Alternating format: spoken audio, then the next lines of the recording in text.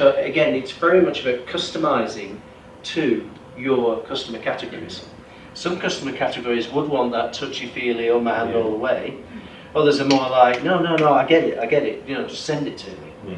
Right.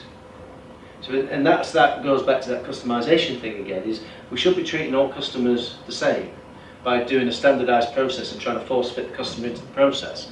What we should understand is what the customer needs are, right, what the categories of customer are, and then align our processes to deliver those needs.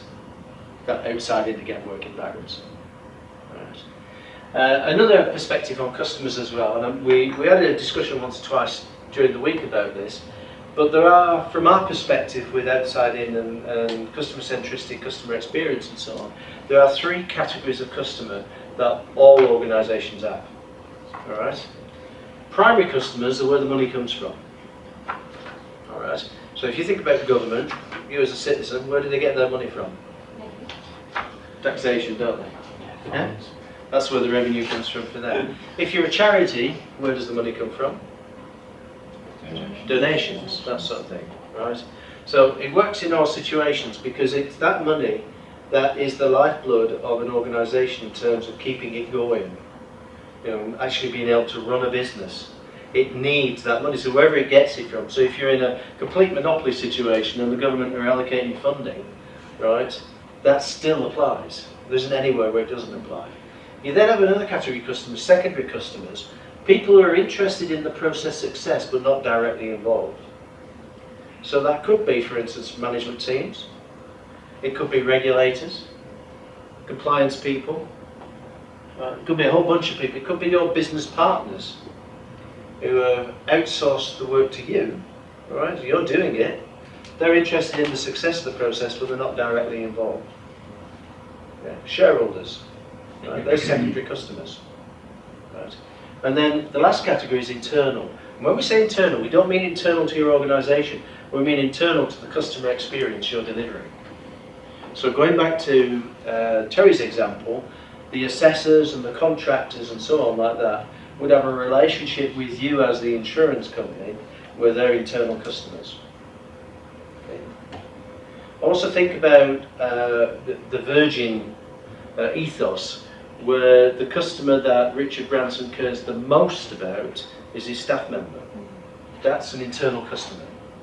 Right? Because without getting this right, you can't get the other two things right.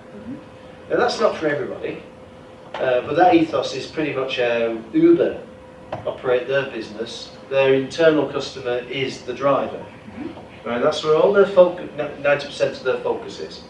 Right? They have to enable drivers who have decent cars and different categories of Uber and so on like that. Without getting those folks to be on the right page, they're not going to be able to deliver to the primary customer.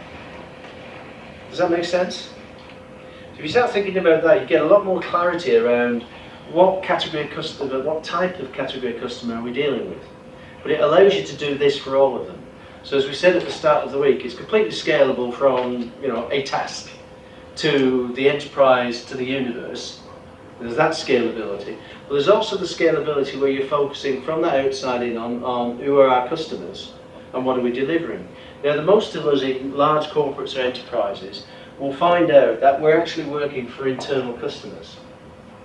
We're delivering improved products and service range. So if I'm in information technology, then I'm delivering new IT systems for the operations people. That's an internal customer. Now, I'm keeping my fingers crossed at the moment before I know it, that those internal customers are aligned with our primary customers. So this is where we get back to that Disney's True North. Is you're consistently, as process customer experience engineers, aiming to improve that alignment. You can't get there straight away, but every single project you work on, every interaction you have with people is now an opportunity to improve that alignment. Anything else on customers? Can you think of any categories, any types of customer that don't fit into that? Right, so again, play with it.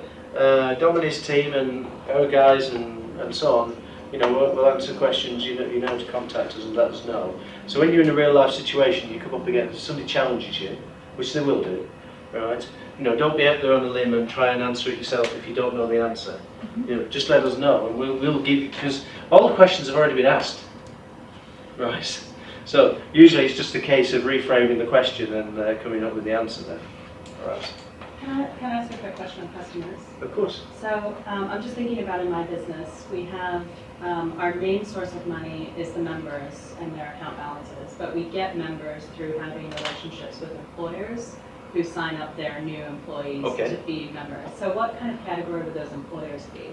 There's sort of like a supply chain, but they're also a customer. Yeah, similar. That question is very similar to the one you get in education, where we have kids who are the victims of the service, right, and parents who are really the primary customer. They're paying. So, oh, we don't pay for education. So yeah, you do. You pay through your taxes. You know, that's where the money goes around. So in that situation, just getting a clear line of sight in that what you've got, who is the primary, where is the source of the money, right? So what was the ultimate source? And the best way to describe, give you an example. We were doing work a few years ago with a Malaysian oil company. Basically, they were taking oil out to the South China Sea, and then they were part of this logistics supply chain and so on. So we're at this point of the discussion, and they said, "Are you saying that we really need to understand what success looks like to the person who's on the forecourt of the gas station, the petrol station? Are you saying we need to understand that?" And you're going, "Well, put it this way.